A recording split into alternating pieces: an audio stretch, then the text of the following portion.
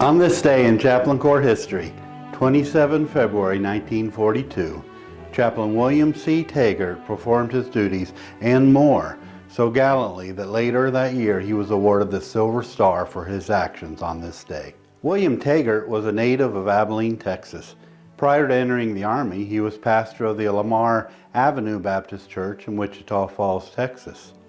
In a 20 March 1943 newspaper article titled Chaplain's Ride Circuit, Army Air Corps chaplains are likened to old circuit-riding preachers who, instead of traveling on horseback, flew with the Army Air Corps to minister to men in combat theaters. In that article, Chaplain Taggart is quoted as saying, "An Air Corps chaplain in a combat theater learns that he cannot expect his men to attend services regularly, so he has to go to them."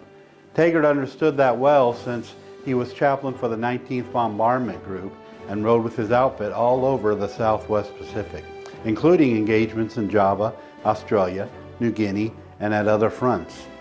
On 23 January 1944, the New York Times published an article that drew from Chaplain Taggart's book, My Fighting Congregation.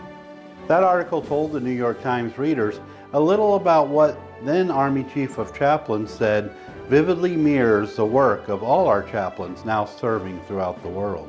According to this article, war came to Chaplain Taggart as he was on a transport 10 days out of Honolulu, bound for the Philippines.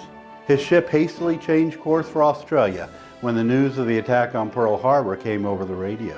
He tried to soothe a troubled enlisted man who was sure that there was something fishy about the whole business, that we should have minded our own business like a lot of people said, this enlisted man said. When a Japanese cruiser was suspected nearby, Chaplain Taggart was able to persuade that man that our own leaders had not plotted the war by pointing out to him that the ammunition for the transport's ancient French 75s was out of reach on another ship of the convoy. Wounds and death acquired new meaning for Chaplain Taggart and his companions when they reached Java in time to take part in the stirring but hopeless fight for that doomed island. Taggart held services whenever possible for the men of his own outfit and those of the 131st Field Artillery, the Lost Battalion from Texas, which had to be left behind when our airmen evacuated. His was the painful task of collecting the belongings and writing the families of the men who had been killed. In the Australian desert, Chaplain Taggart continued to offer the solace of religion to all who wanted it. He was so successful in avoiding any denominational leaning that it was only by accident that a soldier who had worshipped with him regularly for months discovered that they were both Southern Baptists. When a flying fortress crashed, Taggart arranged to have a Jewish prayer book flown to him so that in the absence of a Jewish chaplain, he could offer the Kaddish, the Jewish memorial prayer, for two members of the crew who were of that faith. Not as many of the men attended service as he had hoped, but Chaplain Taggart found that some men who had not gone to church since childhood resumed worship in the face of danger.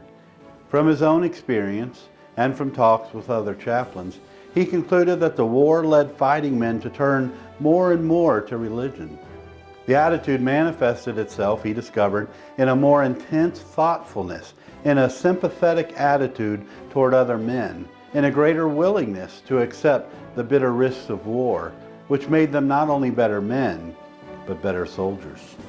On 27 February 1942, Chaplain Taggart, then a first lieutenant, earned a Silver Star for gallantry in action between Jakarta and this place, Java.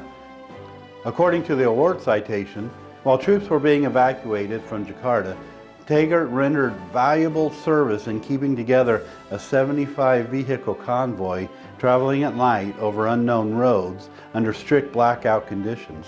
His efforts kept the convoy from becoming separated or lost and falling into enemy hands.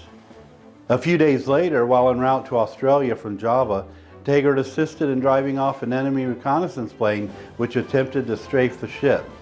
Instead of taking cover, he supplied ammunition to the men operating the machine guns. He was later cited for helping to care for sailors wounded in the Makassar Straits battle, which happened before the engagement in Java. After the war, when stationed in the States, Chaplain Taggart reported through a News in the World of Religion wire service that he preached the other Sunday on the subject of prayer. On Monday morning, he laid before his commanding officer a tough problem and asked his advice as to what to do about it. Said the CO, "Chaplain, didn't you preach on prayer yesterday? My recommendation is that you try some of that." This brief look at the ministry of Chaplain Taggart shows how he unselfishly and showing great regard for other soldiers and sailors' faith groups served those in his care. Taggart demonstrated how to faithfully and compassionately nurture the living, care for the wounded, and honor the dead.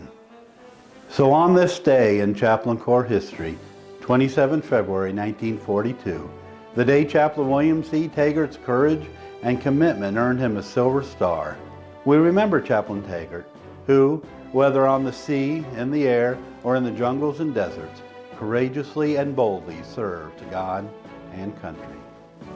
This is Darrell Densford for the Chaplain Kit.